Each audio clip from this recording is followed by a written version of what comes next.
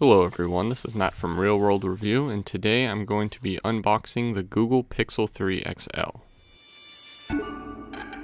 So on the front of the box is a picture of the Pixel 3 XL. On the side it has like a side preview. On the back it says Team Pixel, and on the other side there's nothing at all. On the bottom it tells you the screen size, the gigabytes, color, all that good stuff. Okay, so let's pull these tabs on the left side and now on the right side. And lift it straight up. Actually came out really easy. Okay, so here's the back of the phone. Let's try and take it out. Okay, let's try that again. Let's put this over to the side real quick and see what else is in the box.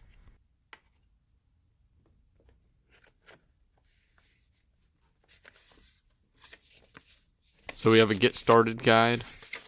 We have a Team Pixel sticker set, kind of like what Apple does. I guess this is just safety and regulations and all that. And this is another one, I guess. I don't know. Let's put that back. Oh yeah, they also have the circular SIM card ejector. This bottom thing is a power brick. I think it's like an 18-watt power delivery charger. Pretty fast. Definitely better than what Apple puts in their boxes. And here are the headphones. They kind of look like the Pixel Buds, but honestly, they kind of look like the Apple headsets on the bottom. They are USB-C, which means that there's no headset jack on this phone, but we kind of knew that.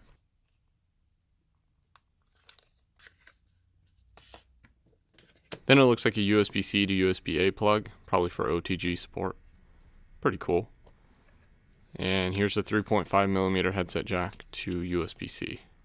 It's kind of annoying that they include this instead of a headset jack, but at least they include this in the box, unlike Apple. And then a USB-C to USB-C plug. Alright, let's put all this back together and let's check out the phone.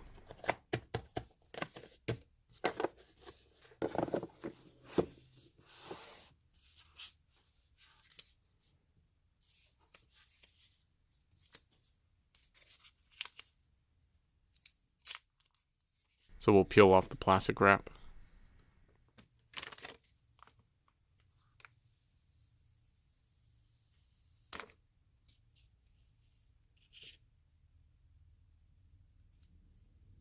Now we can power this on. It's weird because the sides are a shiny aluminum instead of an anodized aluminum. I think the idea is kind of give off the look like the iPhone XS and X do. There's a microphone at the top, and on the bottom, no microphone, but there is a SIM card tray.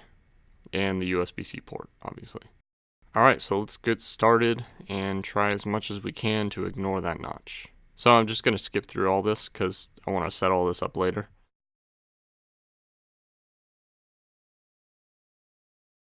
And here we are.